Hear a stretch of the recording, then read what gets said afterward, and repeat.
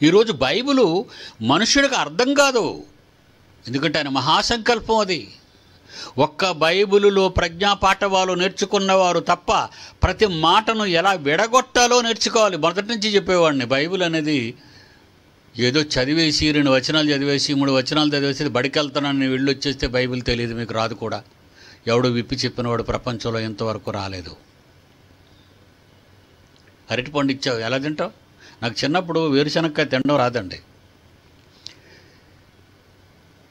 వలవడానికి try చేస్తే ఒక చిన్న ముక్క పళ్ళుతో తీసేవాడిని. ఆ లోపల ఊగుతుండేది, దాన్ని ఎలా తీయాలి?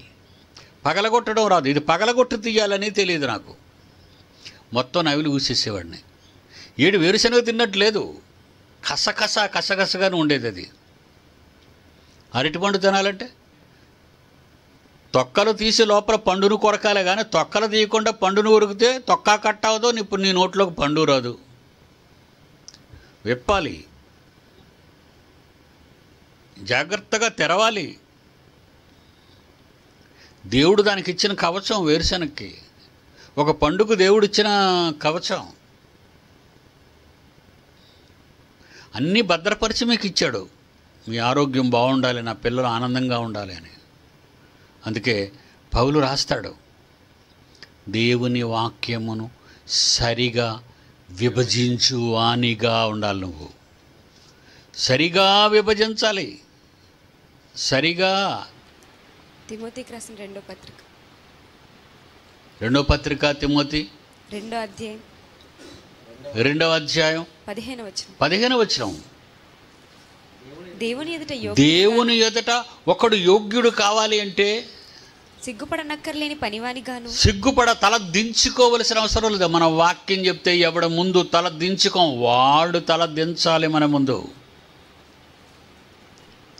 సిగ్గుపడనక్కరలేని పనివానిగా ఉండాలి. సత్యవాక్యమును సరిగా విభజించు వానిగా. నిన్ను నీవే దేవునికి కనపరుచుకోవాలి. That is the test. వాక్యాన్ని ఎవరు సరిగా విభజించగలుగుతారో, కింద ఫుట్నోట్లో గ్రీకు భాషలో ఏమని రాయబడింది? సరిగా విభజించు వానిగా.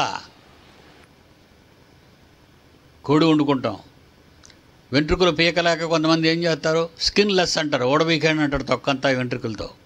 బాగుంది. తర్వాత కోడిని చెయ్యాలి, ఏం చేస్తావు? లోపల చెత్త ఉంది. 1 కేజీ కోడిలో ఒక 1/4 కేజీ పేగులు చెత్త అంతా ఉంటుంది, అదంతా తీసేయి. తర్వాత ఎలాగ కొయ్యాలో, ఎలాగ నువ్వు తినేటట్టుగా విభజించాలో అలా కట్ చేయాలి దాన్ని. దుమ్ము పట్టుకొని తింటావా? లెగ్ పీస్ అంటారు, అది పట్టుకునేటట్టుగా కట్ చేయి. లేదు కూరగా కలుపుకొని తినాలంటావా? బోన్లెస్ చికెన్ అంటే దుమ్మంతా తీసేయి. సరిగా విభజించలేదనుకో, నువ్వు కత్తితో టప కొట్టిస్తావు అనుకో, నోటి నిండా గాజు పెంకులు దిగబడినట్టు దాని ఎముకలు దిగబడతాయి. దాని దుమ్ముల్లో దాని ఏంటంటారు నాని వాటి, ఆ కోడిలో ఉన్న ఎముకలు చిన్న ముక్కలు అయిపోయి గుచ్చుకుంటాయి, నీ నాలుగుకి కానీ నీ బుగ్గలకు కానీ లోపల భాగం. దేవుని వాక్యాన్ని అలా విభజించాలి. ఎవడండి అంత ప్రయోగం పడతాడు దాని మీద? రాత్రింబగళ్ళు ఎందుకు చదవమన్నాడు? కూర్చున్నప్పుడు, మీ పిల్లలు వెళ్ళినప్పుడు, వచ్చినప్పుడు, పడుకున్నంత వరకు ఎందుకు అలా చదవమంటాడు మాటికని? నీకు అర్థం కాదు కనుక, ఎవడూ నీకు ఇలా బోధించలేదు కనుక. సంఘము అని ఉంది. ఎవరిది సంఘం? బిలీవర్స్ చర్చ్ అంటాడు. ఏ బిలీవర్స్? రాముడు బిలీవర్సా? అల్లా బిలీవర్సా? బుద్ధుడు బిలీవర్సా? ఎవరు బిలీవర్స్ వీళ్ళు? బిలీవర్స్ చర్చ్ అంటాడు ఒకడు. మరొకడేమంటాడు? Canadian Baptist church. కెనడా దేశంలో ఈ బాప్టిస్టు వాళ్ళు ఎంతమంది ఉన్నారు, కెనడాకి సంబంధించిన వాళ్ళు కనుక కెనేడియన్ బాప్టిస్ట్ చర్చ్. చర్చ్ అని పదం తప్పితే మిగిలిన ఏవి కూడా బైబిల్లో లేవు. కెనడా వాళ్ళని ఎవరైనా ఆలోచించారా? American Baptist church. అసలు ఏటి పేర్లు ఇది పెట్టారు? ఇవన్నీ ఎవరు పెట్టారు ఈ పేర్లు? బైబిల్లో లేవు. ఇది దేవుని ఇల్లని, ఆ దేవుని ఇల్లైన మనమని మనం విభజించి జాగ్రత్తగా గుర్తుంచుకున్న ఈ వాక్యాన్ని జాగ్రత్తగా పీసెస్గా విడగొట్టాలి మనం. Answer Bible, answer to the Bible అన్నాను. అందుకే నువ్వు బైబిల్లో ఉన్న ప్రశ్నకి ఎవడో రాసి అనామకుడు రాసింది చెప్పక, ఇక్కడ ఆన్సర్ కింద దానిలోనే ఉంటుంది. వెతుకు. 66 పుస్తకాలు ఎవరు వెతుకుతారండి? నాకు టైం లేదు. బోను మేరే చేయాలి 35 లక్షలు. నేనేం వెళ్ళగలనండి అక్కడికి? రాయవెల్లూరు అని జాన్సన్ అంటే నీ కూతురును చంపుకోలేవు, నీ భార్యను చంపుకోలేవు, నీ పిల్లలను చంపుకోలేవు, బైబిల్ని చంపేస్తావా? దేవుడు చెప్పిన అర్థాన్ని మార్చేస్తావా? అందుకేనండి వీళ్ళంతా పకీరులందరూ ఇలా తయారైపోయారు. భయంకరమైన కాలం ఇశ్రాయేలు మీదకి రాబోతుంది. వీళ్ళు చూస్తే ఈ కుటుంబాలతో కొద్దిమందే ఉన్నారు, వీళ్ళంతా నా పిల్లలు చచ్చిపోతారని కలలు కలిగించి ఆ కలలు భావాన్ని విప్పించి నిష్పక్షపాతంగా నిర్భయంగా చిన్న పసి మనసు కనుక దేవుడు నాకు ఈ కల ఇచ్చాడు అని చెప్పేశాడు. చెప్పినందుకు నీకు బాధగా ఉందా? అది చెప్తే నీకు బాధగా ఉందా? వాళ్ళు ఏమంటున్నారు? ఒరే కలలు కనేవాడు. ఆడికి ఒక పేరు. కలలు మీకోసమే కదరా కన్నాడు, మీకోసమే కదా కళ్ళ కన్నాడు. కలలు కనడం అంటే అక్కడున్న పకీర్లందరికంటే యోసేపు నచ్చాడు ఆయనకి. ఆయనకు నచ్చిన వారితోనే ఆయన ఉంటాడు. ఆ కాలంలో ఆయనకి నచ్చినవాడు. ఈ కాలంలో మీరు దేవునికి నచ్చిన వాళ్ళ? ఈ కాలంలో మీరు దేవునికి నచ్చిన వారా? నేను దేవునికి నచ్చిన వారనా? నేను దేవునికి నచ్చిన దాన్ని ఎవరైనా మీరు ఆత్మవిమర్శ చేసుకుంటున్నారా? ప్రార్థన అయిపోయింది, వెళ్ళిపోతే పదరు. ఏమి నచ్చుతారు దేవుడికి మీరు? అందుకే ఎవరు ప్రార్థన చేయమన్నా ప్రార్థన చేయను. దేనికి ప్రార్థన చేయాలమ్మా? దేనికి నైనా ప్రార్థన చేయాలి. ఏం చేసావు దేవుడి కోసం ఒకసారి చెప్పాను. నేను ఇప్పటి నుంచి నేను దేవుడిని గట్టిగా వెళ్ళిపోన్నాను.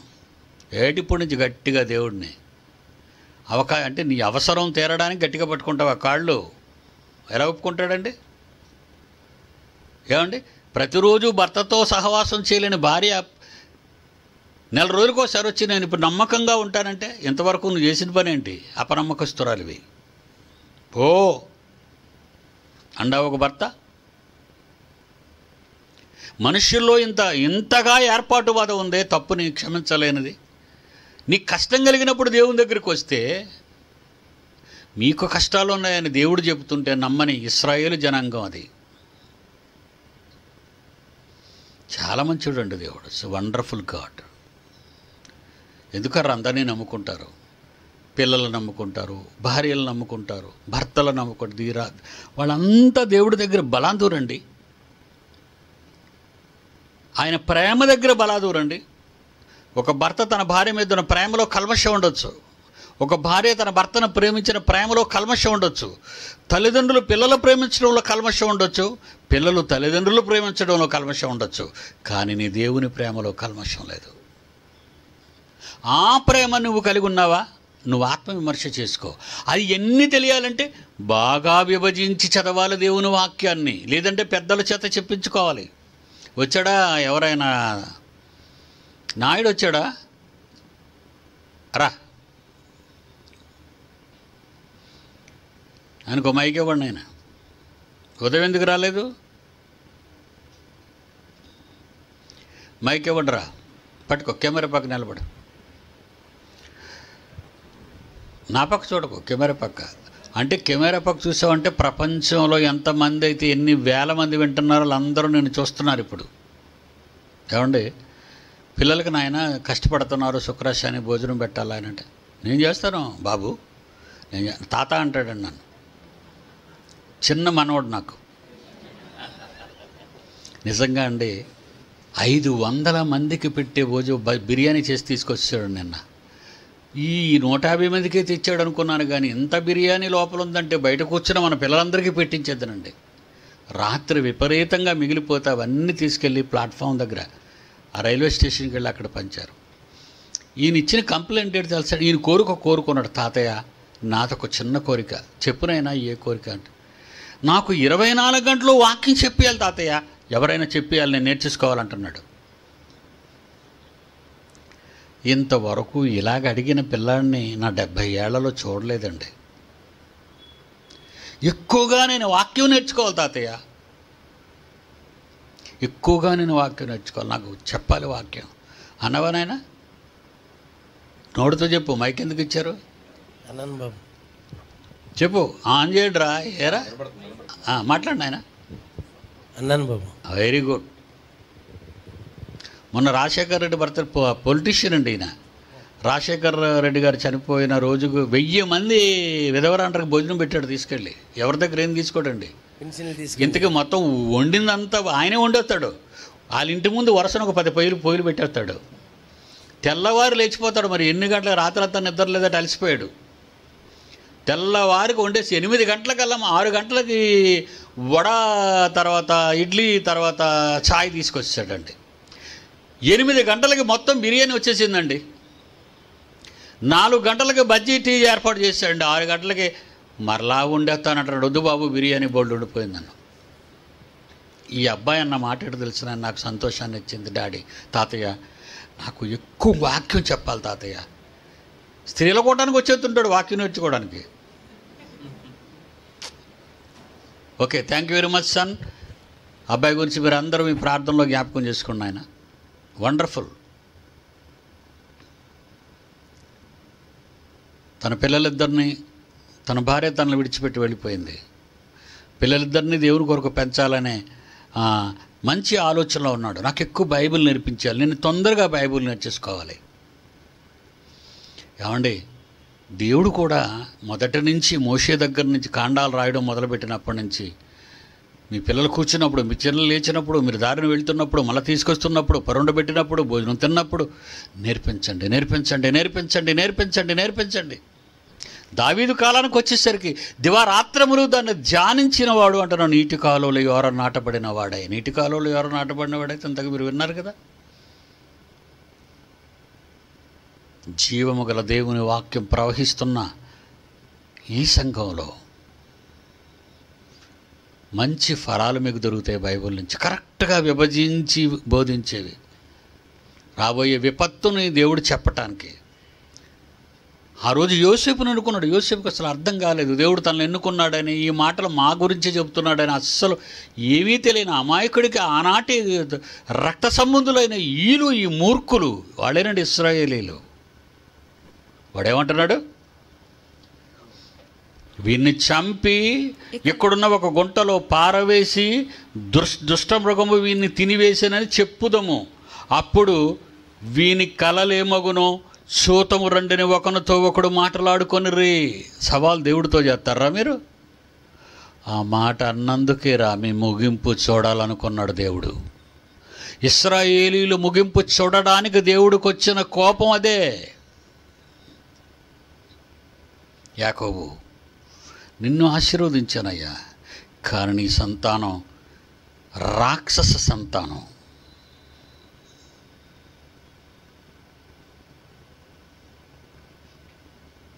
దేవుడు వాళ్ళ మేలు కోరి వాళ్ళ భవిష్యత్తుని ఆకలితో ఉంచకుండా వాళ్ళని బాగు చేద్దాం అనుకొని ఆకలిని తీర్చడానికి ఈజిప్ట్ దేశానికి పంపితే అక్కడ కూడా ఈజిప్షియన్స్ పగబట్టి వీళ్ళని, అంటే వీళ్ళు ఎక్కడున్నా వీళ్ళు డిఎన్ఏ మంచిది కాదు. ఈజిప్షియన్స్ వీళ్ళ మీద పగబట్టి 430 సంవత్సరాలు మట్టి తొక్కించి ఇటుకలు చేయించి పిరమిడ్స్ని కట్టించారు. ఆ రోజు వాళ్ళేనండి. ఇది చరిత్ర, ప్రపంచ చరిత్రకు ఇప్పటికీ తెలియనిది. పిరమిడ్స్ ఈజిప్షియన్స్ కట్టారనుకుంటున్నారు వాళ్ళు. ఇశ్రాయేలీలు బానిస బ్రతుకులు 430 years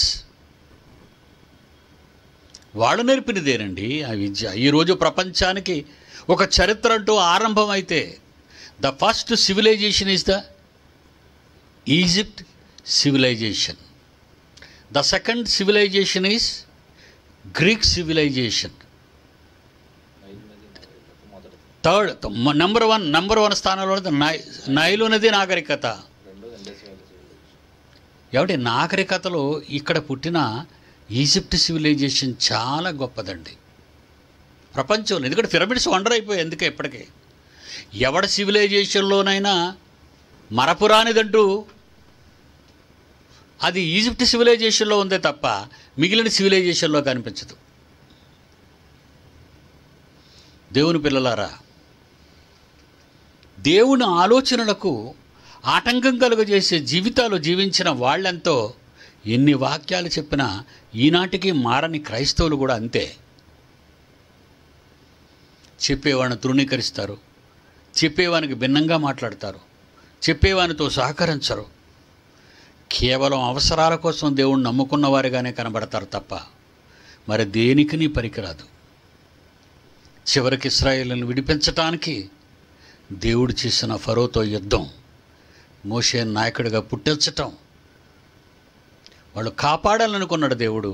వాళ్ళు చెడిపోతున్న ప్రతిసారి దేవుడు వాళ్ళని కాపాడుతూనే వచ్చాడు. 430 సంవత్సరాలు బానిసరపు బ్రతుకులను వాళ్ళకి ఎందుకు ఇచ్చాడు అంటే, మనం కూడా బ్రిటిష్ వాళ్ళకి బానిసలుగా బ్రతికాం. ఎందుకంటే ఈ బానిస బ్రతుకులు అనేవి తిరుగుబాటు మీద ఆధారపడి ఉంటాయి. ఇశ్రాయేలీలు మంచివాళ్ళు కారు, అవిధేయులు. వాళ్ళు దేవునికి అవిధేయులు, మనుషులకు అవిధేయులు కారా? దేవునికి అవిధేయులు వాళ్ళు, మనుషులుగా మాత్రం వాళ్ళు. మనం కూడా బైబిల్ని నేర్చుకోవాలి, ఎవరు చెప్పినా వినాలి, వ్రాసుకోవాలి, అర్థం కాకపోతే అడగాలి. క్లాసుకు వస్తామండి, మేము వస్తాం, నేర్చుకుంటాం అనాలి. కానీ ఎవరైనా అంటున్నారండి? ఎవరు అంటం లేదండి. మార్నింగ్ క్లాస్కి వెళ్తే నాకే బాధ అనిపిస్తుందండి. కిందకి పిల్లలు క్లాసులు తీసుకుంటున్నారు. పిల్లలు చూస్తాను, ఇక ఎవరు నేర్చుకుంటారో చూస్తాను. ఎప్పుడు మీరు వండుకోవడం, తినటం, నిద్రపోవటం, ఊరు మీద తిరగటమే తప్ప దేవుని వాక్యాన్ని వినటానికి మీరు ఎందుకు రావటం లేదు? అంచెగడీలు వచ్చాయి ప్రపంచానికి. భస్మీ పట్లం కాబోతుంది. ఇంకా ఉంటుందని ఆశలు లేవు, మార్పులు ఉండవు. ఇక మార్పులు అంటే మెరుగుపడేది ఇక లేదు, మెరుగుపడేది ఇక రాదు, అంతం వైపు వెళ్ళిపోతుంది. చివరిసారిగా పేలిపోబోతుంది ఈ ప్రపంచం, ఈ భూమండలం, విశ్వం పగిలిపోద్ది. ఎప్పటికైనా మనసులు తెరుచుకోండి, మీ హృదయాలు తెరుచుకోండి, మీ మనసులు మార్చుకోండి, నిత్య జీవానికి వెళ్ళటానికి ప్రయత్నించండి. God bless you. వచ్చేసారి కలుసుకుందాం. అందరికీ సెలవు.